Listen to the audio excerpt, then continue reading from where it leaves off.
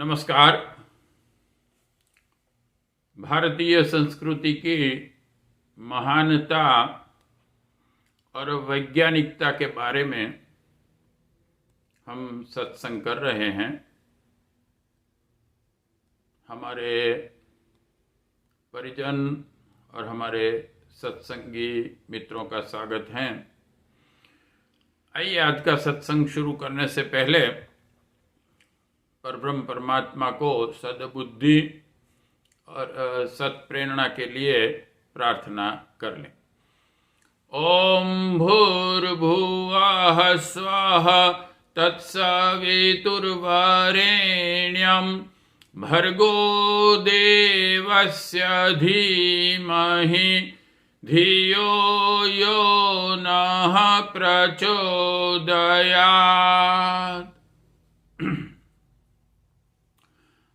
आज का हमारा विषय है भगवान गणेश, गणपति भगवान। गणपति भगवान एक देव शक्ति है।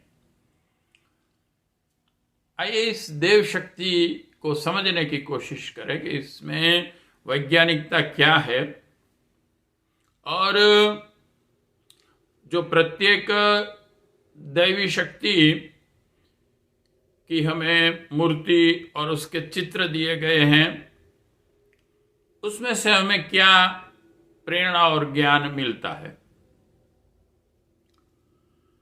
हमने ओम के बारे में जब विचार विमर्श कर रहे थे तो हमने देखा था कि निराकार परब्रह्म परमात्मा, उनको जो संकल्प हुआ एकोहम बहुश्यामी में एक में से अनेक हो जाऊं, और जो संकल्प के स्वरूप में चेतना का उद्भव हुआ, उस चेतना को समझने के लिए हमारे ऋषियों ने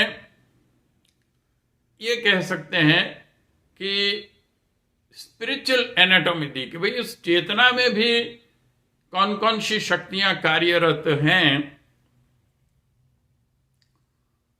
उस चेतना को गायत्री नाम दिया गया। गायत्री माता और गायत्री मंत्र से उसका स्वरूप समझाने की कोशिश की गई। उसके मेनली 3 डिवीजन हुए, ब्रह्मा विष्णु महेश, उत्पादन शक्ति, पालनहार शक्ति और परिवर्तन की शक्ति। और उसको फर्दर डिविजन्स होते गए डिटेल में समझाने के लिए। उस दैवी शक्तियां जो अलग अलग थी, वो वास्तव में अपने आप में अलग नहीं है, एक साथ काम कर रही है चेतना के स्वरूप में। लेकिन समझाने के लिए हमारे ऋषियों ने उसे अलग अलग मॉडल यानी कि मूर्ति और चित्र बनाकर हमें समझाने की कोशिश की है। ब्रह्मा विष्णु महेश को हम अलग नहीं कर सकते। तीनों एक ही साथ साइमल्टेनियसली कार्यरत हैं पूरे ब्रह्मांड, कोटि कोटि ब्रह्मांड में। आइए इन देवी शक्तियों को मेनली जिसे 33 अलग अलग प्रकार की कहा गया है और टोटली सब डिवीजन में उसे 33 करोड़ तक समझाया गया है। उनमें से एक देवी शक्ति के बारे में आज हम सोचेंगे, गणेश। डॉक्टर टॉनी नेडर नाम के एक व्यक्ति ने अमेरिका में पीएचडी की डिग्री लेने के लिए एक थीसिस रखा, जिसका विषय था वेदों में जितने भी देवता है वो सभी देवता प्रत्येक मनुष्य के व्यक्तित्व में, उसके शरीर में है। उन्होंने ये प्रूव कर दिया और इस विषय पर यहाँ की साइंटिफिक लेबोरेटरी को, यूनिवर्सिटी को, उनको डॉक्टरेट की डिग्री देनी पड़ी। ये साबित कर दिया उन्होंने। तो ये देव शक्तियां के दो स्वरूप है, एक व्यष्टि एक समष्टि। व्यक्ति के अंदर जो चेतना है उसे व्यष्टिगत हमारे अंदर, जीव के अंदर वही सब शक्तियां काम कर रही हैं जो पूरे ब्रह्मांड में है। तो व्यष्टि और समष्टि में प्रत्येक देवता है। जैसे कि माता सरस्वती ज्ञान व्यक्ति के अंदर भी है, और पूरे कोटि कोटि ब्रह्मांड जो कार्यरत है उसके कण कण में भी ज्ञान छिपा हुआ है। तो भगवान गणेश आज का हमारा विषय है। वो कौन सी शक्ति है? वो विवेक शक्ति है। विवेक मनुष्य के अंदर, आज के साइकोलॉजिस्ट्स भी कहते हैं कि मन की अनेक शक्तियां हैं। ग्रास्पिंग पावर है, एनालिसिस पावर है, मेमोरी पावर है, ऐसी कई शक्तियां मनुष्य के व्यक्तित्व में जो है, चेतना में है। उनमें से एक है विवेक। इस विवेक रूपी शक्ति को गणेश का स्वरूप दिया गया, गणपति कहा गया। और जो ये प्रत्येक शक्तियां मूर्ति में बताई गई होती हैं, मूर्ति के स्वरूप में, तो उसमें से हमें दो चीजें सीखने को मिलती है। एक, वो शक्ति का स्वरूप क्या है, वो शक्ति क्या है, और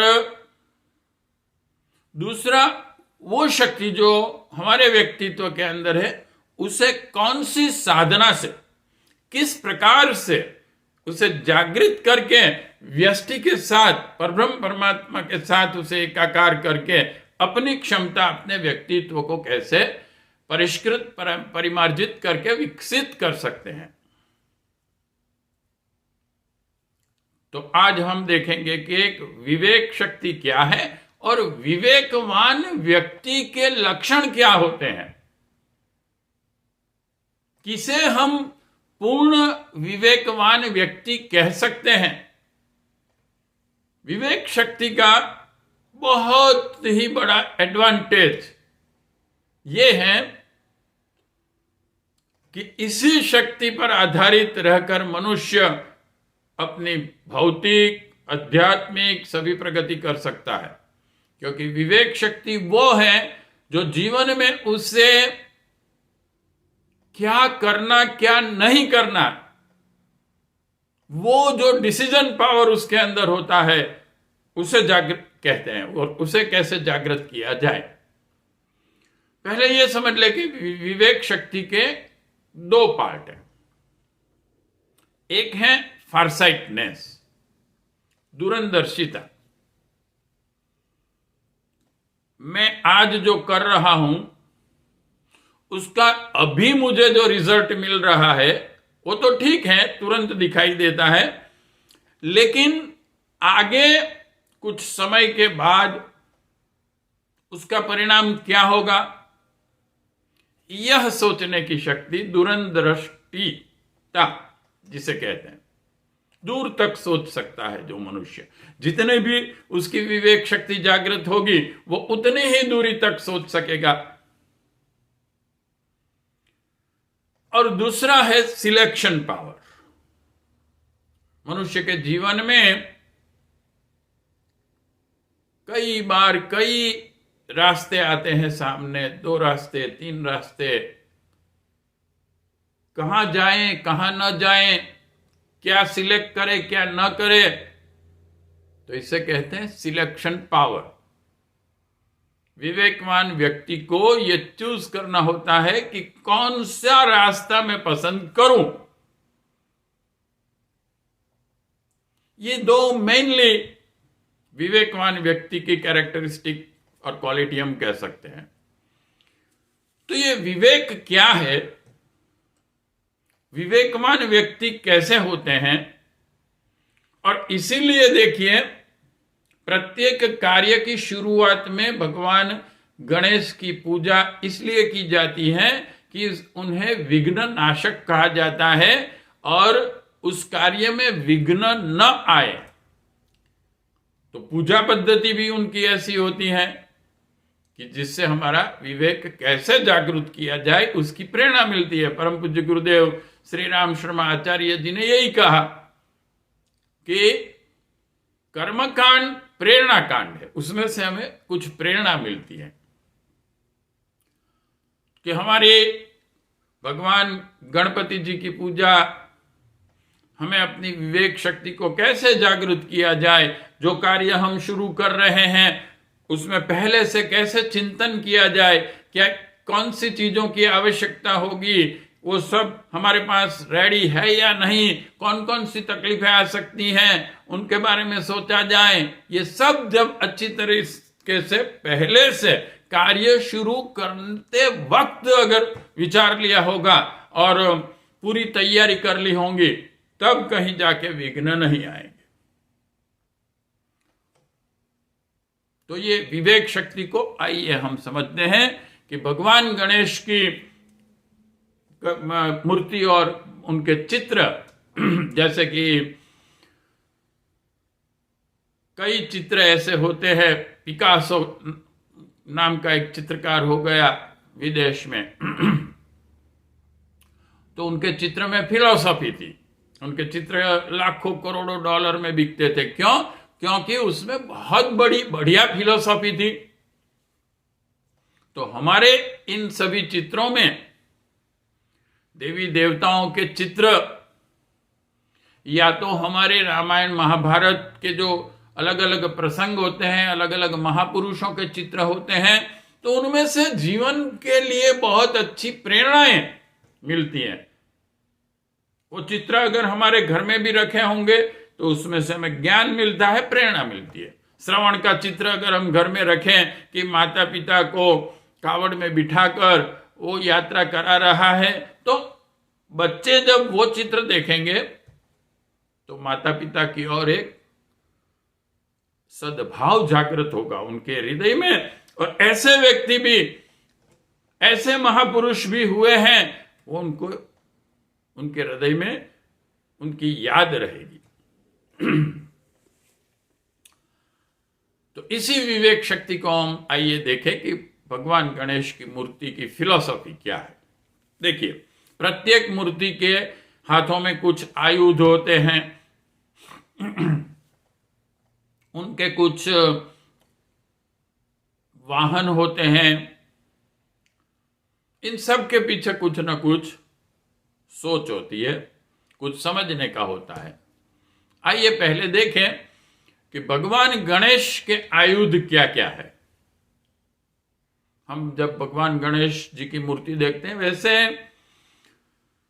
वेदों में, उपनिषदों में, पुराणों में जो अलग अलग देवता का डिस्क्रिप्शन होता है, वर्णन होता है कि भाई महाकाली माता ऐसे हैं, इन्होंने, उनकी जीभ बाहर निकली हुई है, उन्होंने खप्पर की माला पहनी है, तो कलाकार क्या करते हैं, उस डिस्क्रिप्शन के अनुरूप चित्र बनाते हैं। लेकिन कई बार ऐसा भी होता है कि धीरे धीरे कलाकार वो मूल शास्त्र में वर्णित जो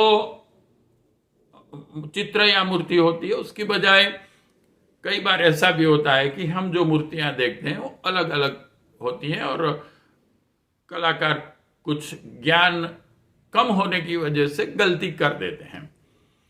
तो हम मूलभूत वैदिक या हमारे पुराणों में जो डिस्क्रिप्शन है वो परफेक्ट अगर जानते हैं तो हम उस पर ज़्यादा अच्छी तरीके से समझा सकते हैं। आइए देखते हैं। पहले ये देखेंगे कि भगवान गणेश की मूर्ति, उनका जो वाहन है वो चूहा है, उनके दो साइड में उनकी दो पत्नियां कही गई हैं, रिद्धि सिद्धि, वैसे तीन हैं, वृद्धि भी है, लेकिन दो सिंबॉलिक रूप से दिखाई जाती हैं। इन सब के बारे में समझने की कोशिश करेंगे। तो जो उनके हाथों में शस्त्र अस्त्र या तो कुछ मुद्राएं दी गई हैं, उनके बारे में पहले सोचेंगे। जनरली 6 हाथ होते हैं गणपति भगवान के। एक में होता है अंकुश। अंकुश क्या है?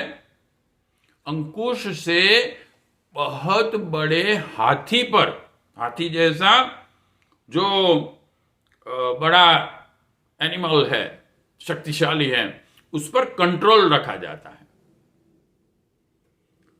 तो इस अंकुश का जो प्रेरणा है वो है विवेकवान व्यक्ति का अपने आप पे अंकुश होता है। संयम। जनरली हम देखते हैं लोगों का अपने आप पे अंकुश नहीं होता, वो दूसरे लोगों पर अपना अंकुश हो जाए ऐसा सोचते हैं। मैं विश्व का राजा बन जाऊं, मैं सबको गुलाम बना दूं, मैं कहूं ऐसा ही सब कुछ करे, लेकिन अपने आप पर उसका अंकुश नहीं होता है। तो अंकुश यही सिखाता है, प्रेरणा देता है कि जो विवेकवान व्यक्ति हैं उनका अपने पर अंकुश होगा, वो संयमित होगा। जैसे परम पूज्य गुरुदेव ने 4 संयम दिए हैं, वो 4 भी बड़े आवश्यक हैं अपने आप पे अंकुश रखने के लिए। वो है इंद्रिय संयम 1, समय संयम और धन संयम, और चौथा है विचार संयम। इन चारों पर जो 4 बहुत बड़ी शक्ति हमारे व्यक्तित्व के साथ जुड़ी हुई है, इन शक्तियों को अगर हम व्यय कर दें गलत बातों में, जैसे हमारे पास काम धनु गौ माता है और अमृत जैसा दूध हम उसमें से मिलता है हमें, लेकिन हम छलनी में उसे लेने का प्रयत्न करें कि जिसके नीचे छिद्र हैं, तो वो सब बाहर निकल जाएगा। अमृत होते हुए भी हम इसका लाभ इसलिए नहीं ले सकेंगे क्योंकि वो हमारे पास न रहकर वो ड्रेन हो गया। तो अंकुश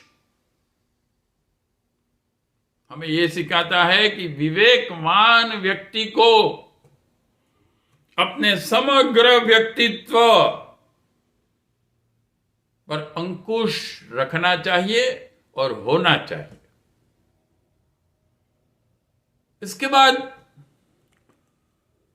दूसरा जो आयुध है वो है पाश। पाश क्या होता है?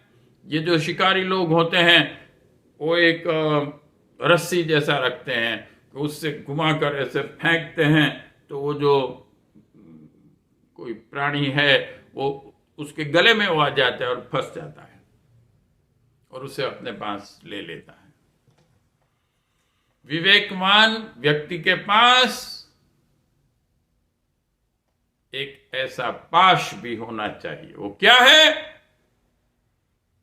वो है प्रेम का, सहानुभूति का, अच्छी वाणी का, प्रेम भरी वाणी का पाश। विवेकवान व्यक्ति, हमारे ऋषि मुनियों की यही विशेषता थी कि उनका प्रेम किसी एक दायरे तक सीमित नहीं था। वो पूरे विश्व को प्रेम करते थे, प्राणी मात्र को। तो हमें भी सबको अपना बनाना है। परम पूज्य गुरुदेव कहते थे कि आज विश्व का एक सबसे बड़ा संगठन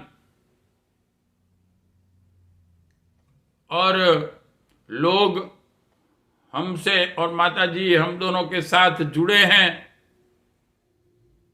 तो उसकी वजह क्या है? हजारों लाखों व्यक्ति त्याग बलिदान करने के लिए, कुछ पाने के लिए नहीं,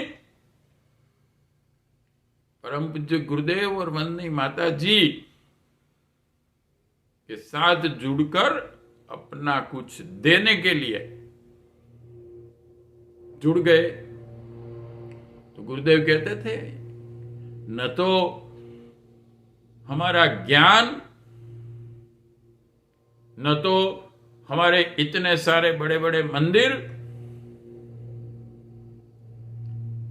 ये वजह नहीं है जुड़ने की। एक ही वजह है, एक ही वजह है, मैंने और माता जी ने सबको प्रेम दिया, प्रेम बांटा। आप भी वही कीजिए। आप अगर विवेकवान बनना चाहते हैं तो वो प्रेम का पाश प्रत्येक विवेकवान व्यक्ति के पास होना चाहिए। प्रेम, जिसे हम तीन बंधन कहते हैं, लोभ, मोह, अहंकार, वासना, तृष्णा और ऐषणा, जिससे बड़े दुर्गुण जागृत होते हैं हमारे व्यक्तित्व में, उसमें जो राग पैदा होता है, ये प्रेम सिर्फ हम जब हमारे एक छोटे से कुटुंब तक ही, परिवार तक ही सीमित रखते हैं, हम दूसरे को प्रेम नहीं कर सकते हैं। इन सीमाओं को जब तोड़ा जाता है, ये नहीं कहा है, वैराग्य का मीनिंग ये नहीं होता है हमारे भारतीय संस्कृति में कि आप अपने परिवार को छोड़ दें, उनको प्रेम न करें।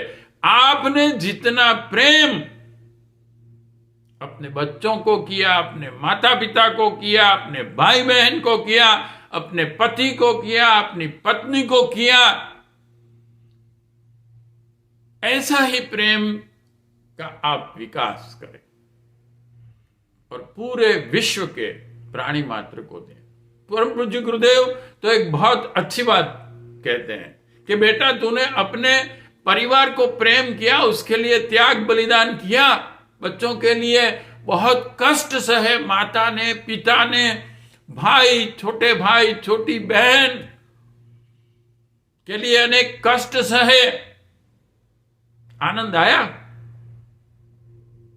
मजा आया? हाँ, बड़ा मजा आया। वो त्याग बलिदान करने में बड़ा आनंद आया। तो बेटा, 5 व्यक्ति को अगर तुमने प्रेम किया और इतना आनंद आया, तो पूरे विश्व के करोड़ों प्राणियों को जब तू प्रेम करेगा और उनके लिए त्याग बलिदान करेगा, तो कितना आनंद आएगा। वो आनंद आज हम ले रहे हैं, गुरुदेव कहते थे। और गुरुदेव कहते थे कि बेटा, ये परिवार तो भगवान ने तुम्हें सैंपल दिया है, सैंपल, कि देखो 5 व्यक्तियों को प्रेम करते हो, त्याग बलिदान करते हो, तो कितना आनंद मिलता है। तो ये है प्रेम का पाश, प्रेम का पाश।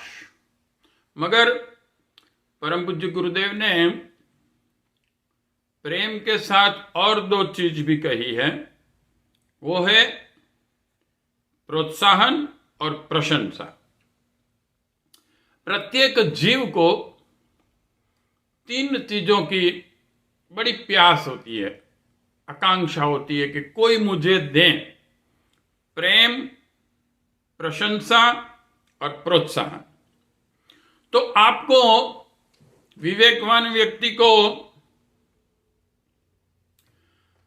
अपने साथ जुड़े हुए प्रत्येक व्यक्ति को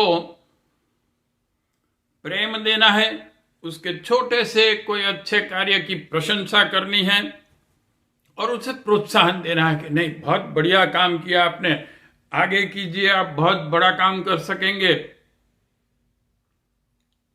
इन सभी से लोग आपको सम्मान देंगे, आपके साथ जुड़े रहेंगे, आपके सहयोगी बनेंगे। तो ये हुआ प्रेम का जादू। प्रेम हमारे अंदर बड़ा खजाना है, लेकिन हम उस पर खंभाती ताला लगा देते हैं और हम दूसरों से भीख मांगते हैं कि हमें प्रेम मिले। आप अपने हृदय पर वो जो ताला लगाया है वो खोल डालिए और अपना खजाना बाहर निकालिए और बांटिए। प्रेम के बाद और जो हम देखते हैं भगवान गणपति के हाथ में, वो है लड्डू। लड्डू हमें ये प्रेरणा देते हैं कि हमारा आहार सात्विक हो। आहार में दो चीजें हमें ध्यान में रखनी पड़ेगी। एक तो इसका भौतिक जो उसके अंदर तत्व हैं, जो हमारे शरीर को, स्थूल शरीर को पोषण देने वाले हैं, ये अच्छे और पूरे न्यूट्रिशन से भरे हुए हो, सुपाच्य हो और सात्विक हो। और दूसरा है ईमानदारी का, हमारी मेहनत का, हमारे पसीने से कमाए हुए पैसे में से खरीदा हुआ, और उसमें से भगवान को भी कुछ भाग समर्पित किया हो, ऐसा भोजन हमारे लिए सात्विक है। लड्डू आप देखिए कि हमारी भारतीय संस्कृति, हमारे देश में एक बहुत ही बढ़िया आहार है, सुपाच्य भी है। और इसका आप साइंटिफिक अन्वेषण करेंगे, देखेंगे तो बड़े बड़े डॉक्टरों ने, न्यूट्रिशन के स्पेशलिस्टों ने भी कहा कि भाई ये बड़ा साइंटिफिक है, इसमें शुगर मिलती है, प्रोटीन मिलता है, फिर इसमें धीरे धीरे हमारे पाचन में वो काम करे, इसलिए उस पर घी लगाया हुआ है जो जल्दी से एकदम ब्लड में शुगर ऐड नहीं करता है। ये बड़े साइंटिफिक रीजन है। तो आहार हमारा, हमें बहुत ही विवेकवान व्यक्ति को ये ध्यान रखना पड़ेगा। परम पूज्य गुरुदेव ने जो 100 सूत्री कार्यक्रम दिए हैं, उसमें स्वस्थ शरीर, स्वच्छ मन और सभ्य समाज, उसमें स्वस्थ शरीर के लिए एक अपने आप का शरीर स्वस्थ रहे, उसके जो 10 पॉइंट दिए हैं, उसमें आहार को बहुत ही इंपॉर्टेंस दिया हुआ है। तो हम अपने आहार पे पूरा ध्यान रहें। अगर हम विवेकवान व्यक्ति हैं, विवेक हमारा जागृत है, तो हमें आहार की क्वालिटी और क्वांटिटी दोनों पर ध्यान रखना पड़ेगा। ओवर ईटिंग भी नहीं कर सकते। गीता में भगवान कृष्ण ने कहा है कि जो जरूरत से ज्यादा आहार करता है वो योगी नहीं बन सकता। तो लड्डू की यह प्रेरणा है कि हम सात्विक भोजन लें। इसके बाद गणपति जी के हाथ में कमल है। कमल की बहुत बड़ी विशेषता है, वो कादव कीचड़ से भरे हुए तालाब में खिलता है, उसमें से अपने लिए जरूरी पोषण भी लेता है, और जिस तालाब में जिस कादव कीचड़ ये सब होते हैं उसमें वो रहता है, उसकी शोभा वो बढ़ाता है। यानी कि हम जिस समाज में रहते हैं, जिस देश में रहते हैं, हमारा व्यक्तित्व ऐसा हो कि उसकी शोभा बढ़े, उसकी प्रगति हो, वो आकर्षक बने, और फिर भी वो निर्लेप होता है, अगर थोड़ा सा गंदा कीचड़ कमल पे या उसके पान पर हम डाल देते हैं तो उसको छूता नहीं है। तो ये हमें यह सिखाता है कि कमल की तरह हम निर्लेप रहें समाज में। विवेकवान व्यक्ति मान मिले या अपमान मिले, दोनों में अपना मन शांत रखता है।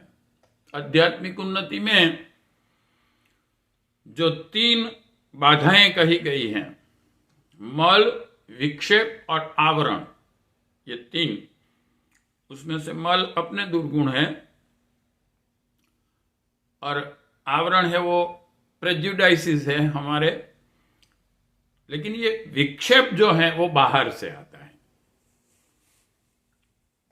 कोई हमारा अपमान कर देता है तो हमें बुरा लगता है, हमारा मूड ऑफ हो जाता है, रात को नींद नहीं आती है, गुस्सा आ जाता है, मैं उसको क्या कर डालूं, क्या कह दूं। और कोई हमें सम्मान देता है तो बड़ा आनंद होता है, अभिमान होता है। तो निर्लेप व्यक्ति, विवेकवान जो होता है, उन दोनों में समान रहता है। बाह्य परिस्थिति उसके आंतरिक आनंद को डिस्टर्ब नहीं करती है। तो कमल की तरह हम सौंदर्यवान बने, सौंदर्य का प्रसार करें। हम जहां पर भी हैं उस वातावरण को भी सुंदर बनाने का प्रयत्न करें, क्योंकि हम उसी समाज में से जहां रहते हैं, उस समाज, उस देश से हम अपने जीवन की जरूरियात पा रहे हैं। तो आवश्यक है कि उसको भी सौंदर्य दें, सौंदर्यवान बनाने का प्रयत्न करें। कमल के बाद एक हाथ होता है आशीर्वाद देते हुए, भगवान गणेश का। विवेकवान व्यक्ति सब का भला चाहता है। अब देखिए, भारतीय संस्कृति का सबसे पहला सिद्धांत जो है, आप किसी भी भारतीय के घर में जाएंगे, डोरबेल दबाने जाएंगे तो लिखा होगा, जो आप पढ़ेंगे, शुभ लाभ। पहले हम दूसरों का शुभ करना चाहते हैं, फिर हम उसमें से कुछ लाभ लेते हैं। हमारा लाभ ऐसा नहीं है कि किसी का शोषण किया जाए, किसी को लूट लिया जाए। जबकि आप विश्व की कई संस्कृति और सिविलाइजेशंस देखेंगे, हिस्ट्री पढ़ेंगे, लोगों ने अपनी शक्ति का दुरुपयोग करके दूसरों को परेशान करना, दूसरों को लूटना, यही काम ज्यादातर किए हैं। जबकि भारत, राम लंका गए, वहां से फूटी कौड़ी भी लाए नहीं अपने साथ। सिर्फ उन्होंने वहां जो चरित्रहीन शासन था उसको परिवर्तित किया और चरित्रवान शासक को एस्टेब्लिश किया। रावण को हटा दिया, विभीषण को राज्य दिया। तो आशीर्वाद, विवेकवान व्यक्ति सबका भला चाहता है, इतना ही नहीं, लेकिन पूरे विश्व का भला करने के लिए वो प्रयत्नशील भी रहना चाहिए। कह देने से कोई बात नहीं बनती। और यही परम पूज्य गुरुदेव ने भी कहा, 600 करोड़ व्यक्तियों में देवत्व का जागरण और धरती पर स्वर्ग का अवतरण। और उसके लिए सिर्फ कहकर नहीं रह गए, वो पूरा प्लान दिया। भारतीय संस्कृति के जो अच्छे से अच्छा मार्गदर्शन देने वाले शास्त्र हैं, 4 वेद, 4 उपवेद, 108 उपनिषद, 1100 उपनिषद, ब्राह्मण ग्रंथ, श्रुति, 18 पुराण, 46 उपपुराण, नया पुराण, प्रज्ञा पुराण, 6 दर्शन, रामायण, महाभारत, 24 गीता, इन सब का ज्ञान पूरे विश्व के लिए सुलभ किया और 3200 से ज्यादा पुस्तक लिखी, जिससे कि विश्व कल्याण कैसे किया जाए। 600 करोड़ व्यक्ति में देवत्व का जागरण, यानी कि देवत्व क्या है? सद्गुण। तो उसके लिए पूरा प्लान उन्होंने दिया कि वो कैसे हो सकता है, जिसके लिए हमारा 100 सूत्री कार्यक्रम है और 100 आदर्श है हमारे। तो विवेकवान व्यक्ति सबका भला, अपने दुश्मन का भी वो पहले ये चाहेगा कि उसका भला हो। इसलिए हमारे वेदों में बिहेवियर के लिए 4 स्टेप दिए हैं: शाम, दाम, दंड और भेद। दुश्मन के साथ भी या विरोधी के साथ भी पहले समझौती करने का प्रयत्न कीजिए, उसे समझाने का प्रयत्न कीजिए। सीधी ही लड़ाई नहीं करनी है। भगवान कृष्ण ने कौरवों को जाकर पहले समझाया, बहुत समझाया कि भाई युद्ध से कितना नुकसान है।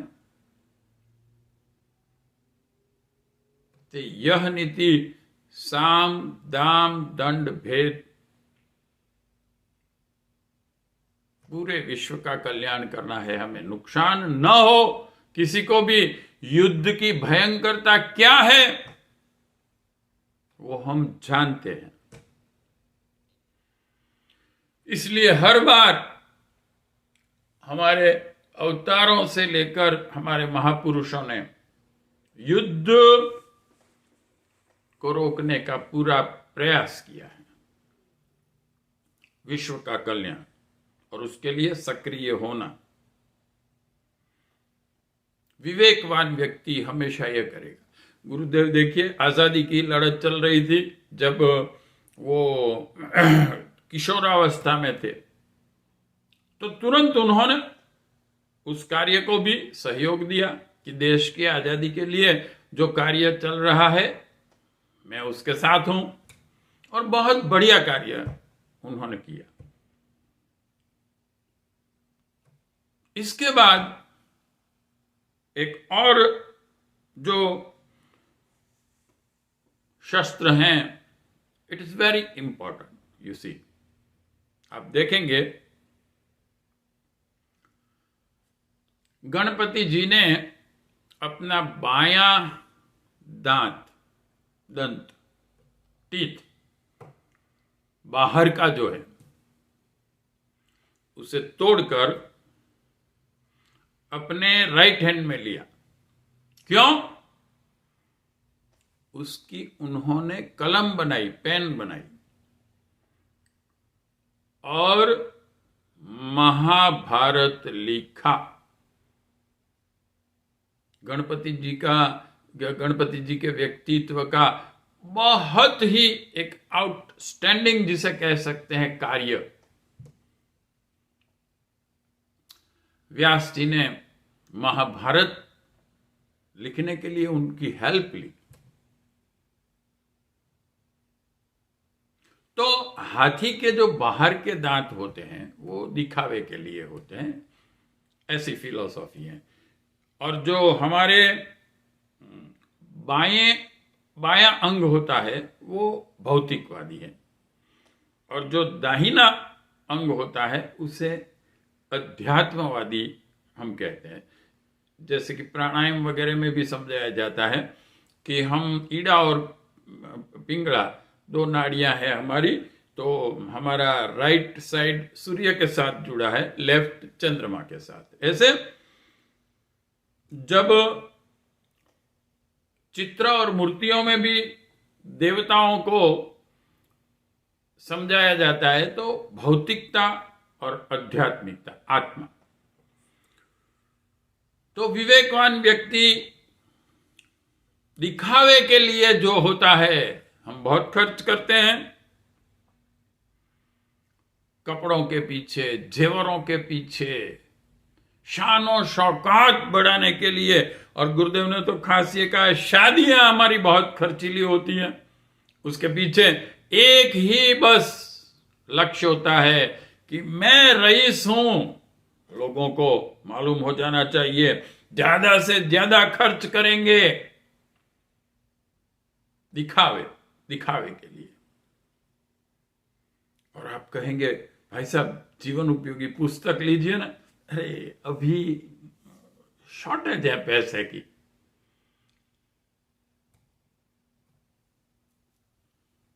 तो हम दिखावे के लिए ज्यादा से ज्यादा खर्च करते रहते हैं। आप एनालिसिस कीजिए अपने जीवन में कि हमारा जो इनकम है उसमें से शरीर के लिए, शरीर का सौंदर्य बढ़ाने के लिए, शरीर के ऐशो आराम के लिए हम कितना खर्च करते हैं। अपना अहंकार लोगों को दिखाने के लिए कितना खर्च करते हैं, और आत्मा के लिए क्या खर्च करते हैं। गुरु जी ने कहा है आत्मा और शरीर दोनों पार्टनर हैं, भागीदार हैं जीवन रूपी बिजनेस के। लेकिन जो नफा होता है एक पार्टनर ही खा जाता है, शरीर। और आत्मा की उन्नति हम नहीं कर सकते। विवेकवान व्यक्ति यह करता है, क्या करता है, दिखावे के खर्च को कम कर देता है, तोड़ डालता है, उसकी जरूरत नहीं है। और जो उसमें से बचता है उसे अपने राइट हैंड में रचनात्मक कार्य, हमारा भी भला हो, विश्व का भी कल्याण हो। और विश्व कल्याण के लिए जो श्रेष्ठतम कार्य है वो क्या है, ज्ञान प्रचार, ज्ञान प्रचार, ज्ञान प्रचार। किसी को आप भोजन देंगे 6 घंटे के बाद फिर वो भूखा हो जाएगा, लेकिन आप उसे ऐसा ज्ञान देंगे कि उसकी बेकारी दूर हो जाए, उसे एक रचनात्मक कार्य मिले। तो ऐसी कई स्टोरी हम पढ़ते हैं कि जिसमें कुछ पैसे नहीं दिए, सिर्फ मार्गदर्शन दिया, ज्ञान दिया और एक बड़ा बिजनेसमैन बन गया आगे जाके वो। तो विवेकवान व्यक्ति, गणपति जी ये समझाते हैं, अपनी भलाई के लिए और विश्व कल्याण के लिए सबसे बढ़िया क्या जो काम है वो ज्ञान दान। और युग निर्माण योजना में इसी को परम पूज्य गुरुदेव ने, क्योंकि ज्ञान से विचार क्रांति होती है, विचार बदलते हैं लोगों के, और मनुष्य जैसा विचार करता है उसका व्यक्तित्व ऐसा ही बन जाता है, हम जानते हैं। और विचारों को अगर परिवर्तित करना है तो ये आवश्यक है कि उससे प्रेरणाप्रद ज्ञान दिया जाए। महाभारत क्या है? व्यास जी ने कहा कि महाभारत लिखने का मेरा उद्देश्य कौरव पांडवों की स्टोरी नहीं, या तो कौरव पांडवों की हिस्ट्री लिखना, ये मेरा उद्देश्य नहीं है। मूल उद्देश्य मेरा जो है वो वेदों के ज्ञान को सरल करके पूरे विश्व के समक्ष रखना। 1,00,000 मंत्रों से बना है महाभारत। वो क्या करता है, उसका उद्देश्य क्या है, हमारे जो मूलभूत धर्म पुस्तक हैं, वैदिक धर्म हम जिसे कहते हैं, सनातन धर्म हम जिसे कहते हैं, आर्य धर्म हम जिसे कहते हैं, देव संस्कृति जिसे हम कहते हैं, ऋग्वेद, यजुर्वेद, सामवेद और अथर्ववेद हमारे मूलभूत, इसे अपौरुषेय भी कहा गया है कि सृष्टि के सर्जन के साथ साथ उस ज्ञान का सर्जन हुआ। और इसी को सरल बनाने, वेदों के ज्ञान को और विश्व के समक्ष इसे प्रस्तुत करने के लिए भगवान व्यास जी ने महाभारत की रचना की। और उसके लिए गणपति भगवान ने अपना बायां दांत दिखावे का तोड़कर उसे कलम बनाकर वो ज्ञान प्रचार का वेरी इंपॉर्टेंट वर्क संपन्न किया। तो हम भी अपने जीवन में, अगर हम विवेकवान हैं, तो ज्ञान प्रचार के लिए सतत प्रयत्नशील रहें। ये 6 आयुध हम देखते हैं। इसके अलावा जब हम गणपति भगवान को देखते हैं तो पहली हमें नजर आती है यज्ञोपवीत, जनेऊ उन्होंने पहनी हुई है। क्या है जनेऊ भाई? गणपति भगवान जी ने पहनी है, राम पहनते थे, कृष्ण पहनते थे, हनुमान चालीसा हम पढ़ते हैं तो जनेऊ की बात आती है, हनुमान जी ने पहनी है। तो ये भारतीय संस्कृति का एक बहुत बड़ा सिंबल है। जनेऊ यज्ञोपवीत गायत्री मंत्र का मूर्तिमंत प्रतीक है। और जब प्रत्येक भारतीय गुरु के आश्रम में जब ज्ञान प्राप्त करने के लिए प्रवेश करने को जाता है, अप्रोक्सीमेटली 7 साल की आयुष्य में हम पढ़ने के लिए गुरु के आश्रम में भेजते थे, 7-8 की साल में, वहां तक वो उसे माता पिता के साथ, कुटुंब के साथ, परिवार के साथ रखा जाता था बालक को। आजकल जैसे नहीं कि 2 साल का, 2.5 साल का हुआ तो उसे धकेल देते हैं। उसको न तो उसकी इच्छा भी होती है कुछ पढ़ने की, या तो उसको कुछ मालूम तक नहीं होता, मैच्योर नहीं होता उसका मन, और उसे जब बलात्कार भेज दिया जाता है स्कूल में, तो स्कूल की और उस बचपन से ही उसे कुछ अभाव सा हो जाता है। लेकिन हम क्या करते थे वैदिक काल में? जब वो इतना मैच्योर होता था बच्चा, वहां तक उससे पूरा माता पिता का और पूरे परिवार का प्रेम मिलता था।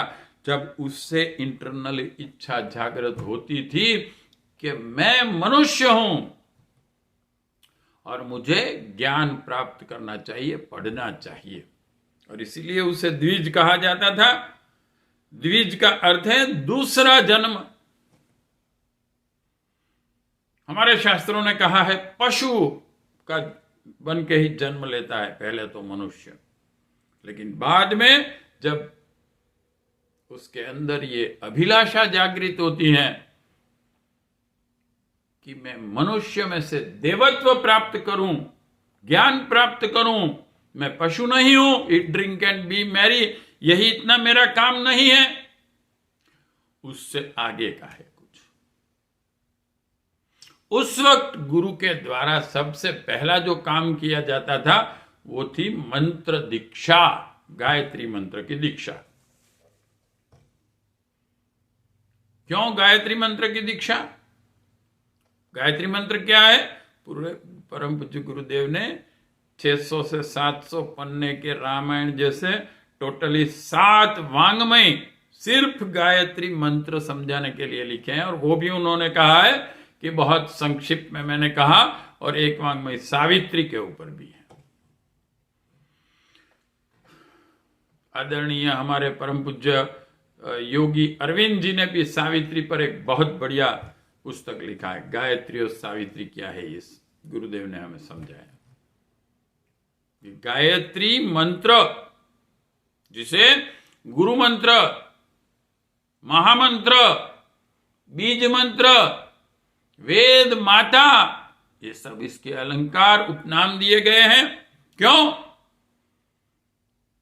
इसकी इंपॉर्टेंस ही कुछ हमारे वैदिक धर्म में थी और अभी है।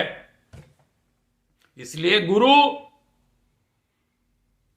अपने शिष्य के व्यक्तित्व में पहला बीज बोता है गायत्री मंत्र का। क्या है गायत्री मंत्र? वेदों का बीज मंत्र। यानी कि जब वो फलित होगा, वो शिष्य जब साधना करेगा, तब उसके व्यक्तित्व में 4 वेदों का ज्ञान जागृत होगा।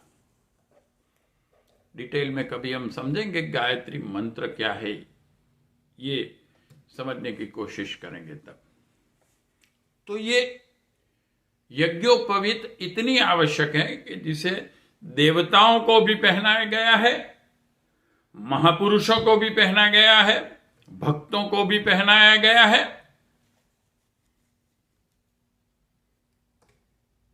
इसका हम अगत्यता समझे, इसका स्वरूप हम देखेंगे तो गायत्री मंत्र का मूर्तिमंत स्वरूप कैसे है? उसमें एक बड़ी गांठ होती है ओम, फिर 3 छोटी गांठें होती है भूर्भुवः स्वः, 3 व्याहति के प्रतीक के रूप में, फिर 3 डोरी से, लटों से वो बनी हुई होती है। गायत्री मंत्र के 3 पद होते हैं, तत्सवितुर्वरेण्यम भर्गो देवस्य धीमहि धियो यो नः प्रचोदयात्। तो विवेकवान व्यक्ति भारतीय संस्कृति के प्रतीकों को, अगर उसमें विवेक जागृत हो चुका है, जागृत करना चाहता है, तो वो भारतीय संस्कृति के प्रतीकों को अपने शरीर पर धारण करेगा। चलो शिखा, नाड़ाछड़ी, तिलक, ये सब आवश्यक है। इन प्रतीकों को विवेकवान व्यक्ति धारण करेगा। तो यह हुआ यज्ञोपवीत का महत्व। अब हम देखें कि जो बहुत ही इंपॉर्टेंट दिखाई देता है वो है भगवान गणपति को शरीर मनुष्य का है और सिर हाथी का है, एलिफेंट। और उसके पीछे कुछ स्टोरी भी है। ये जो स्टोरी होती हैं, ये देव शक्तियां जो हैं, वो कोई व्यक्ति कहीं पर है नहीं। गुरुदेव कहते थे कि भाई मैंने गायत्री माता को कहीं देखा नहीं है, न तो गायत्री माता मुझे मिली है, सरस्वती माता कहीं पर वीणा लेके बैठी नहीं है। लेकिन जो सर्वव्यापक परब्रह्म परमात्मा की निर्गुण निराकार परब्रह्म परमात्मा की सगुण मगर निराकार शक्तियां है, चेतना, उसे समझाने के लिए ये पूरा मूर्तियों का और चित्रों का विज्ञान हमें हमारे ऋषि मुनियों ने दिया है। तो गणपति भगवान विवेकवान व्यक्ति को समझाने के लिए जो आवश्यक उनका आकार होना चाहिए वो ऋषि मुनियों ने दिया। अब देखिए, उनके बड़े बड़े कान हैं, हाथी के कान बड़े होते हैं, तो इसमें से क्या प्रेरणा है? विवेकवान व्यक्ति सब ग्रहण करता है, सब ज्ञान लेता है, अच्छा और बुरा दोनों उसको मालूम होना चाहिए। डॉक्टर ये नहीं कह सकता कि मैं रोगी को नहीं देखूंगा, रोग के बारे में नहीं पढ़ूंगा, ये तो बहुत गंदा है, वो भी उसे पढ़ना पड़ेगा। तो विवेकवान व्यक्ति को पूरा और सब ज्ञान ग्रहण करने पड़ेगा। कोई भी प्रेजुडाइज वो रखेगा तो वो विवेकवान नहीं बन सकता, पूर्ण विवेक नहीं जागृत हो सकता। मैं तो नहीं मानता हूं ये, मैं उस व्यक्ति का ज्ञान ग्रहण नहीं करूंगा। एक कहावत है मित्रों कि इस दुनिया में मूर्ख लोग बुद्धिशाली के पास से कुछ नहीं सीखते हैं, लेकिन बुद्धिशाली जो लोग होते हैं, विवेकवान जो लोग होते हैं, वो मूर्ख लोगों के पास से भी बहुत कुछ सीख लेते हैं, उसे भी गुरु बना लेते हैं। तो विवेकवान व्यक्ति के लिए इसलिए गणपति भगवान का जो ऋषि मुनियों ने एक कलाकृति बनाकर समझाने की कोशिश की कि ये विवेक शक्ति क्या है जो व्यष्टि और समष्टि में व्याप्त है चेतना के रूप में, और विवेक जागृत करने के लिए कौन सी साधना करनी चाहिए। ज्ञान ज्ञान। फिर और उनकी आंखें छोटी छोटी हैं। कीन ऑब्जर्वेशन। आप अपने आसपास की परिस्थितियों को बहुत ही सूक्ष्म दृष्टि से देखें। कुछ भी ऐसी बात न हो जो आपकी समझ में ना आए। पावरफुल आपका ऑब्जर्वेशन होना चाहिए। एक बचपन में एक स्टोरी पढ़ते थे, पूरे विश्व में एक पात्र है सीआईडी का, शेरलॉक होम्स। तो उसकी यही विशेषता थी शेरलॉक होम्स की, उसका ऑब्जर्वेशन बहुत ही बढ़िया रहता था। कहीं भी वो जाता था तो एनालिसिस कर डालता था तुरंत ही। ऐसे ही आपकी दृष्टि, आपका ऑब्जर्वेशन सूक्ष्म होना चाहिए। हमारे आसपास क्या चल रहा है, हमारे समाज में क्या चल रहा है, ऐसा ना हो कि हमारे बाजू में एक बहुत बड़ा आसुरिक तत्व पनप रहा हो, हमको मालूम ही ना हो, हम देखते ही ना हो, अरे ये तो होता है, हम निग्लेक्ट करते रहें। तो हमारे आसपास समाज में, और समाज में ही नहीं, हमारे देश और देश के आसपास क्या चल रहा है, देश के आसपास ही नहीं, पूरे विश्व की परिस्थिति क्या है, उसका कीन ऑब्जर्वेशन इज वेरी एसेंशियल विवेकवान व्यक्ति के लिए। फिर बड़ा पेट। कुछ बातें ऐसी होती है, जैसे भगवान शिव ने जब वो समुद्र मंथन में से विष निकला तो न तो उगला न तो पेट में जाने दिया, गले में रखा। कुछ बातें मनुष्य के जीवन में ऐसी भी होती हैं जिसे अपने अंदर ही रखनी पड़ती है।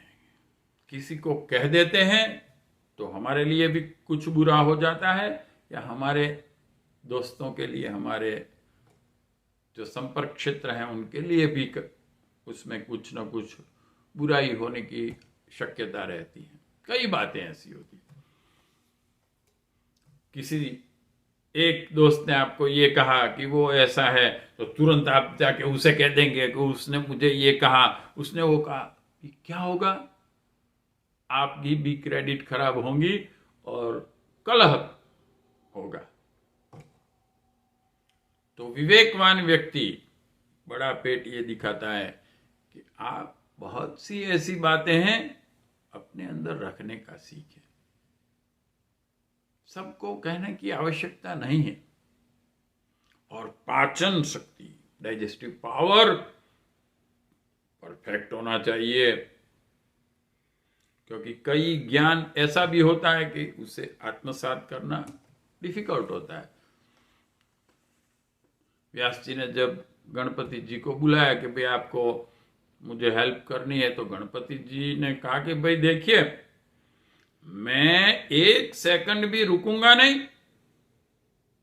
जैसा ही मैं काम शुरू करूंगा आप बोलते रहेंगे, मैं लिखता रहूंगा। बीच में आप रुकेंगे नहीं।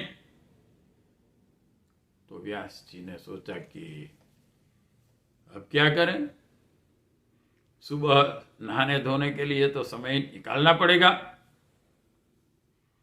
तो व्यास जी ने भी अपनी एक शर्त रख दी, देखिए गणपति जी महाराज, अब मैं लिखाऊंगा आपको वो तो आप लिखेंगे, लेकिन जो भी लिखेंगे उसे आत्मसात करेंगे, आप बराबर समझेंगे, मैं जो मंत्र आपको कहूंगा वो पूरा आप उसका अर्थ ये सब जब समझ जाएंगे तब ही आप लिखेंगे।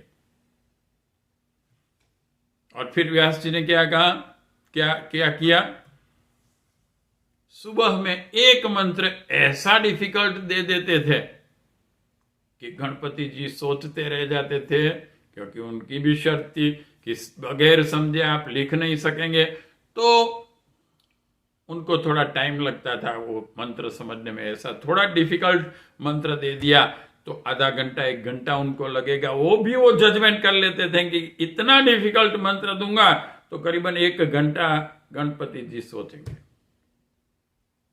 और इतने में मैं नहा धो के आ जाऊंगा। देखिए, तो पाचन शक्ति यानी कि जो ज्ञान हम ग्रहण करते हैं सिर्फ कानों से सुन लेने का नहीं है, उसको समझकर अपने अंदर अपने व्यक्तित्व में लेना है। फिर मित्रों, ये सब हुए विवेकवान व्यक्ति। और विवेक शक्ति क्या है? वैसे जो वो डॉक्टर टॉनी नेडर ने गणपति जी का स्थान जो हमारा ब्रेन है और जो हमारी करोड़रज्जु है उसमें से जो सिग्नल्स जाते हैं ब्रेन में वो चेक होके जाते हैं। कोई भी सिग्नल ऐसा नहीं होना चाहिए कि जो ब्रेन को के सेल्स को नुकसान कर दे। इसे जैसे कि हम जानते हैं कि गणपति भगवान की एक स्टोरी ऐसी भी आती है कि माता पार्वती का वो रक्षण करते थे, किसी को अंदर आने नहीं देते थे। तो अब आगे बढ़ते हैं। उनके साथ होती हैं 2 उनकी पत्नियां, रिद्धि सिद्धि। अष्ट सिद्धि नवनिधि जिसे बोलते हैं।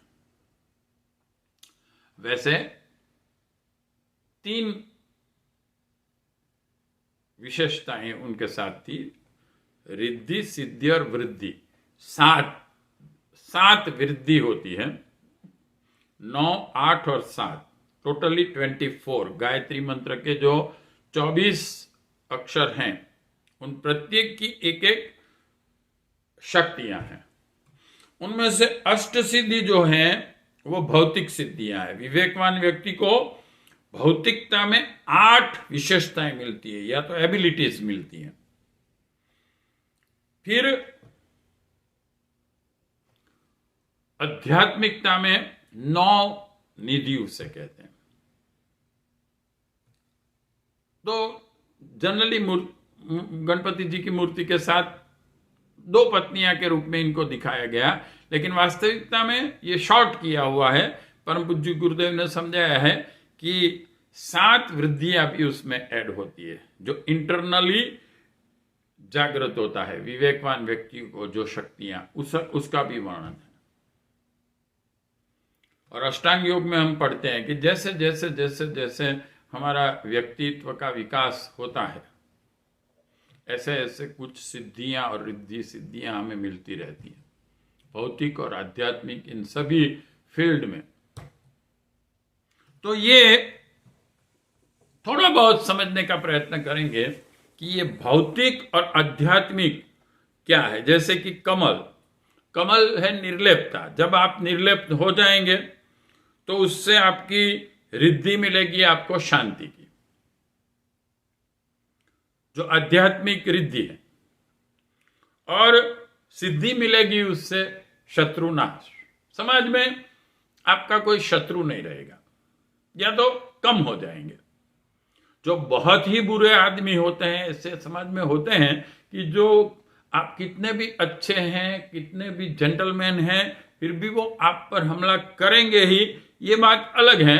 लेकिन जनरली आप जब निर्लेपता को अपने व्यक्तित्व में जागृत कर लेते हैं तो आप शत्रुनाश हो जाएगा और आपसे अच्छे व्यक्ति और जो बुद्धिमान हैं वो कभी आपसे दुश्मनावट नहीं करेंगे। तो आपको शत्रुता का सामना करने में जो शक्तियां व्यय होती हैं वो नहीं होगी।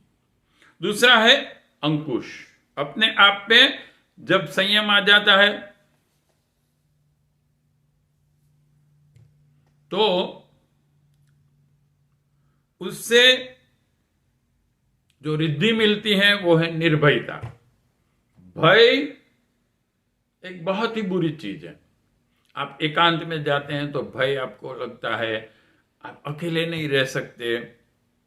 आप अंधेरे में जाते हैं तो भय लगता है। और कई बार हम बुरे विचार हम आते रहते हैं, ऐसा होगा, एक्सीडेंट होगा तो क्या होगा, ये होगा वो होगा, तो हम भयभीत रहते हैं बेकार, जिसके पीछे कोई रीजन नहीं होता। लेकिन जब अपने आप पे हम अंकुश ला देते हैं, संयम ला देते हैं, तो आंतरिक निर्भयता हम में आती है, भय नहीं रहता।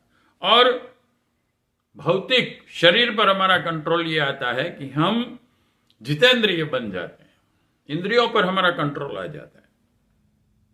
इसके बाद आशीर्वाद का जो हाथ है, सबका जब हम भला चाहते हैं, किसी का हम बुरा नहीं चाहते हैं, तब आपके अंदर आनंद जागृत होता है।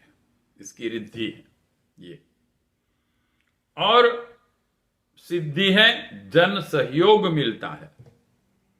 जो व्यक्ति सबका भला चाहता है, धीरे धीरे धीरे धीरे समाज के प्रत्येक व्यक्ति को ये चीज मालूम हो जाएगी कि ये बड़ा ही भला आदमी है, ये संत अच्छे हैं, सबका भला चाहते हैं, कुछ स्वार्थ नहीं होता है इनका, तो आपको जन सहयोग मिलता है। बढ़िया।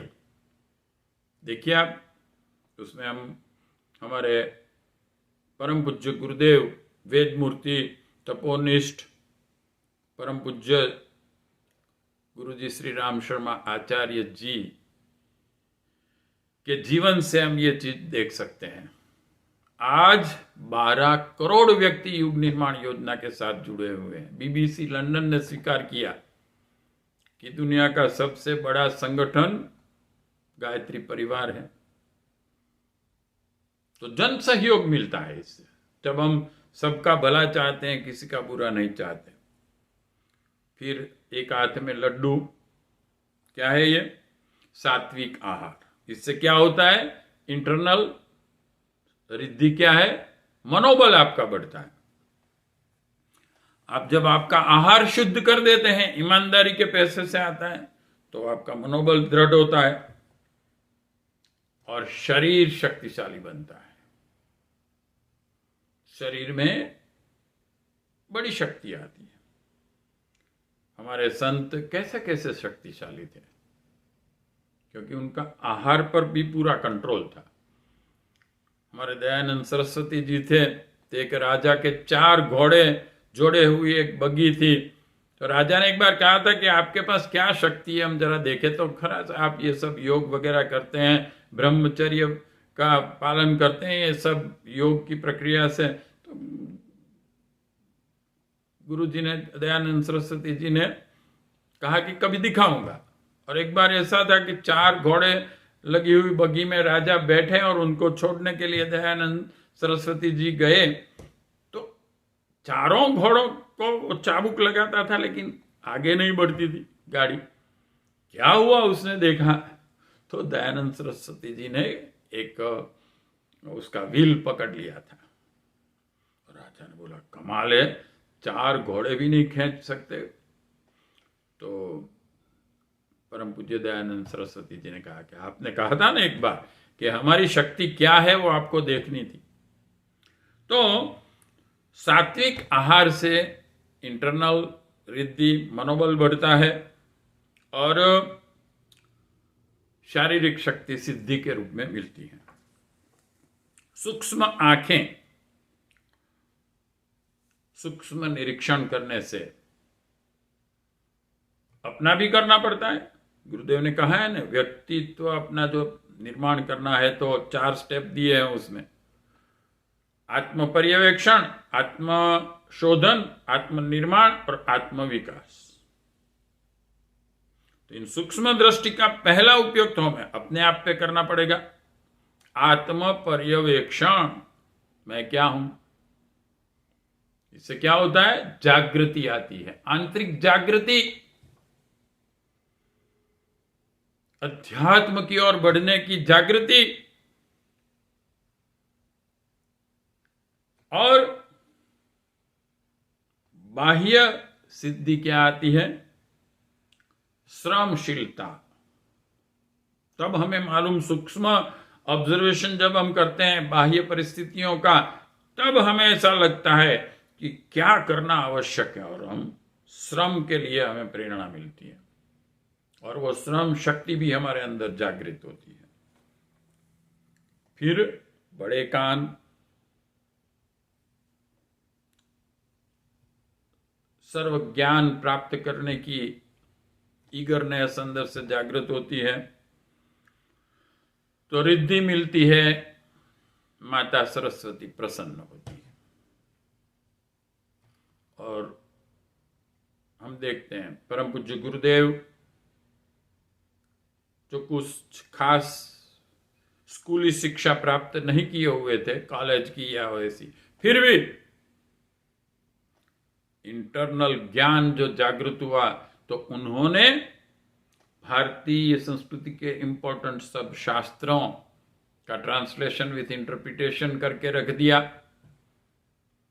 3200 से ज्यादा पुस्तक लिखी, और 15 यूनिवर्सिटियों ने उन्हें सामने से आके डॉक्टरेट की डिग्री दी कि गुरुजी आपने हमारे विषय में इतना लिखा है कि हम आपको पीएचडी की डिग्री देते हैं। फिर भी गुरुजी ने कभी अपने नाम के आगे डॉक्टर नहीं लगाया। Doctor in literature, doctor in homeopathy, doctor in science, कई विषयों के यूनिवर्सिटियों ने उन्हें सामने से आके ये किताब दी। उनके ज्ञान का सरस्वती, जिसे हम कह सकते हैं, प्रसन्न हुए। क्यों? उन्होंने इंटरनल ज्ञान भी जागृत किया और बाहर का सभी ज्ञान भी ग्रहण किया। उससे बाह्य सिद्धि क्या मिलती है, विघ्न नाश। विघ्न नहीं आते आपको, कम से कम आएंगे विवेकवान व्यक्ति को। फिर बड़ा पेट, वो प्रतीक है कुछ बातें अपने आप में रखने के लिए और ज्ञान को पचाने की शक्ति आने से। तो क्या होता है, तुष्टि इंटरनली, और बाह्य पुष्टि। ये तुष्टि और पुष्टि दोनों बहुत ही इंपॉर्टेंट है समझने के लिए। हमको संतोष मिलता है, उद्विग्न रहते हैं नहीं तो हम क्या होगा, ये होगा, वो होगा। ईश्वर प्रणिधान जहां तक हमारे अंदर जागृत नहीं होता है, और वो तभी होता है जब हम सत्य ज्ञान को प्राप्त करें और उसको हमारे व्यक्तित्व में धारण कर, उसको पचा लें, हम डाइजेस्ट कर लें बराबर। तो आंतरिक तुष्टि मिलती है हमें, मन से हम संतुष्ट हो जाते हैं। और पुष्टि का अर्थ होता है बाह्य भौतिक जगत पर भी हमारा विजय आ जाता है। ये दोनों सिद्धियां प्राप्त होती हैं हमें, रिद्धि और सिद्धियां। अब लंबी सूंड, सूंड क्या है, नाक है। नाक हम कहते हैं जो बुरा काम करता है तो उसका नाक कट गया। नाक क्या है, प्रतिष्ठा। वो कैसी है, हाथी का सबसे बड़ा नाक होता है। यानी कि उसने ऐसे अपने जीवन में कार्य किए हैं कि जिससे उसको प्रतिष्ठा मिली है। और एक और विशेषता होती है हाथी की, सूंड की, वो छोटी सी छोटी चीज उससे पकड़ लेता है, पकड़ सकते हैं। तो तत्व को ग्रहण कर सकने की क्षमता अपने में होनी। इससे क्या होती है? उसकी रिद्धि है विभूतियां, आंतरिक विभूतियां जागृत होती है। और भौतिक जगत में सिद्धि क्या मिलती है? वैभव। आपको कोई बात की, भौतिक बात की कमी नहीं रहती है। और न तो हमारे धर्म ने, हमारे शास्त्रों ने भी ये कहा है कि आपको गरीब रहना है। हाँ, हमारे ऋषि मुनियों में सभी शक्ति थी, और आपने कई बार पढ़ा भी होगा, कई स्टोरी ऐसी थी कि एक ऋषि मुनि थे, वो झोंपड़ी में रहते थे, लेकिन दूसरे किसी राजा उनके वहां मेहमान बनकर आए तो सबको सोने की थालियों में खाने का दिया, और फिर कहा कि भाई वो थाली आपको धोनी नहीं है, अपने घर पे ले जाने की। तो कोई कमी नहीं होती थी भौतिक संपत्ति की या वैभव की भी, लेकिन वो जानते थे कि भौतिक वैभव शाश्वत आनंद नहीं देता है, और इसलिए वो उसमें समय बर्बाद नहीं करते थे। और भौतिक जरूरियातें भी वो जानते थे कि ऐसी है कि वो बढ़ती ही जाती हैं, बढ़ती ही जाती हैं। जैसे हनुमान जी को सुरसा राक्षसी मिली थी, तो बड़ा मुंह किया उसने, तो हनुमान जी ने बड़ा शरीर कर दिया, तो उसने और बड़ा मुंह किया तो बड़ा शरीर कर दिया। ऐसा तो करते गए हनुमान जी, लेकिन देखा कि इसका कोई एंड नहीं है, तो उन्होंने सूक्ष्म रूप धारण कर लिया। इससे हमें क्या प्रेरणा मिलती है? इससे प्रेरणा हमें यह मिलती है कि आप भौतिक बातों को अगर चाहेंगे कि मैं इतना बड़ा बंगला ले लूं, इतनी बड़ी कार ले लूं, इतना अच्छा मोबाइल ले लूं, ये बढ़ता ही जाएगा पूरा का पूरा, आप कभी पूरी जिंदगी खप जाएगी, लेकिन आपको संतोष नहीं मिलेगा। तो सिंपल लिविंग, हाई थिंकिंग, गुरुदेव ने कहा। तो वैभव ये बाह्य, उसे कोई अभाव नहीं रहता भौतिक चीजों का, लेकिन उसमें वो समय अपना बर्बाद नहीं करते। ज्ञान प्राप्त करने के लिए, संस्कार प्राप्त करने के लिए अपना जीवन समर्पित करते हैं। फिर प्रत्येक देवता का एक वाहन होता है, जैसे कि माता सरस्वती का मोर है, दुर्गा माता का शेर है, गायत्री माता का हंस है। तो इनके पीछे भी बहुत बड़ी फिलॉसफी रहती है। अब विवेकवान व्यक्ति यानी कि गणपति भगवान का वाहन क्या है? चूहा। ये किसका प्रतीक है? मन। विवेकवान व्यक्ति का अपने मन पर कंट्रोल होता है। कबीर जी की एक कड़ी है, बाजीगर का बांदरा यों जीव मन के साथ, गल बिच डोरी डालकर नाना खिलावे नाच। जैसे वो मदारी के साथ बंदर होता है ना, मदारी जैसे कहता है वैसे डांस करता रहता है। सांप को सलाम करो तो सलाम करता है, लकड़ी पे चढ़ जाओ ऊपर तो वो चढ़ जाता है। जीव भी मन के साथ ऐसे ही रहता है, मन जो कहता है वो करता रहता है, मन का गुलाम बन के रहता है, और उसे मालूम तक नहीं होता। इसलिए एक कहावत कही गई है, मन के जीते जीत, मन के हारे हार। और परम पूज्य गुरुदेव ने मन पर पूरा एक वाङ्मय लिखा है, वाङ्मय नंबर 22, चेतन अचेतन सुपर चेतन मन। 303 चैप्टर है उसके, और 150 से ज्यादा मॉडर्न साइकोलॉजिस्ट के भी उसमें उदाहरण दिए। मन पर कंट्रोल। पूरे विश्व को आप मत जीतिए, अपने मन को पहले जीतिए। आपका मन आपको कैसे मूर्ख बनाता है, आपका मन आपको कैसे नचाता है, आप समझिए। तो विवेकवान व्यक्ति अपने मन को साधन बना के रहता है। मन के अंदर बहुत सारी शक्तियां हैं। अभी के मॉडर्न साइकोलॉजिस्ट भी कहते हैं ना कि भाई कई शक्तियां हमारे मन में है। उन लोगों ने तो अभी 1-2% ही मन को जान सके हैं। सबकॉन्शियस माइंड के बारे में भी थोड़ा बहुत ही जानते हैं, लेकिन हमारे ऋषि मुनियों ने तो मन के 5 स्तर कहे हैं। Conscious mind, subconscious mind, unconscious mind, super conscious mind and supreme conscious mind. अन्नमय कोश, प्राणमय कोश, मनोमय कोश, विज्ञानमय कोश और आनंदमय कोश। ये जो बाहर हम देखते हैं वो मन का प्रोजेक्शन है। 5 स्तर मन के क्या, और उसके बीच में मनोमय कोश पूरा एक साधना के लिए रखा गया है। तो चूहे, रैट मन जैसा होता है। अगर आप उस पर कंट्रोल नहीं रखेंगे तो वो जरूरी चीजें भी तोड़ेगा, खाएगा, नुकसान करेगा। आपके ही घर में रहेगा, आपको ही नुकसान करेगा। इसलिए विवेकवान व्यक्ति मन को अपना साधन बनाता है और साधन का पूरा उपयोग करता है और साधन को विकसित भी करता है, उसका ध्यान भी रखता है। वो अपने आप में उसका गुलाम नहीं हो जाता।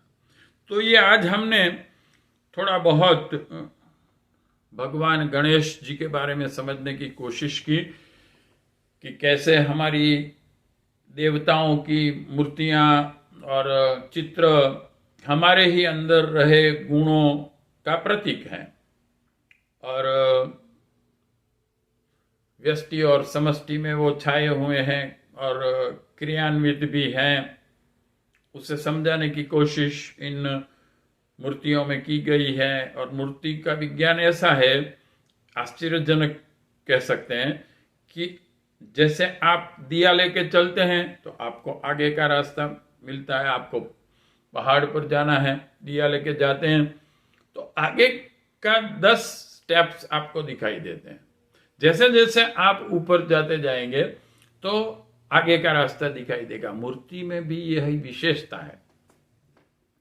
आप अध्यात्म के बाल मंदिर में हैं, कोई बात नहीं, आपके लिए भी समझने के लिए, शुरुआत में खेलने के लिए और शुरुआती ज्ञान के लिए मूर्तियों में बहुत कुछ रखा हुआ है, चित्रों में बहुत कुछ रखा हुआ है। आप पीएचडी कर रहे हैं, आप बहुत ऊंची कक्षा पे अध्यात्म में चले गए हैं, कोई बात नहीं, आप वो भी समझ सकते हैं। आपको उस कक्षा का ज्ञान भी उन्हीं मूर्तियों में से मिलेगा। आप जिस कक्षा के होंगे उतना ज्ञान आप उसमें से ग्राह्य कर सकते हैं। तो आज हम हमारे इस सत्संग को विश्राम दे रहे हैं। भगवान गणपति को हम समझे, विवेक शक्ति जागृत करें, तब हम विघ्नों का सामना कर सकते हैं। सिर्फ पत्थर की पूजा करने से हम ये नहीं कह सकते हैं कि हमने भगवान गणपति की पूजा की थी, फूल चढ़ाए थे, अब हमें कोई विघ्न नहीं आना चाहिए। ऐसा नहीं हो सकता। भक्ति बिगाड़ी कामिया, इंद्री केरे स्वाद, कबीर जी ने कहा है। और दूसरा एक ये भी कहा है, भक्ति बिगाड़ी कंकर पत्थर धोए। पूरी जिंदगी हम बाल मंदिर में ही रहें और उसमें से कुछ ज्ञान न ग्रहण करें हम मूर्तियों में से, तो वो हमारे लिए पत्थर ही रहेगा। तो आवश्यक है कि जैसे हम पुस्तक में से भी पढ़कर ज्ञान लेते हैं, ऐसे इन सिंबल जो ऋषि मुनियों ने बहुत ही बढ़िया तरीके से हमको समझाने के लिए बनाए हैं, उनकी विशेष विशेष पूजा पद्धति भी उस शक्ति को हमारे अंदर कैसे जागृत की जाए, ये सब साधनाएं समझाने के लिए हैं। तो आज हमने हमारे अंदर रही विवेक शक्ति के जो प्रतीक हैं गणपति भगवान, उस विवेक शक्ति को समझने की कोशिश की। जो कुछ भी अच्छा लगा हो वो हमारे भारतीय महान ऋषि मुनियों की देन है, परम पूज्य गुरुदेव श्री राम शर्मा आचार्य जी कि जिन्होंने 2 वाङ्मय में ये सब समझाया है। एक है वाङ्मय नंबर 34 भारतीय संस्कृति के आधारभूत तत्व, और दूसरा है वाङ्मय नंबर 35, समस्त विश्व को भारत के अजस्त्र अनुदान। मूर्तियां क्या है, इसमें शंकर भगवान, गायत्री माता, इन सब को समझाया है। हम भी कभी इनको समझने की कोशिश करेंगे आगे। आज हम हमारे सत्संग को विराम दे रहे हैं। जय गुरुदेव।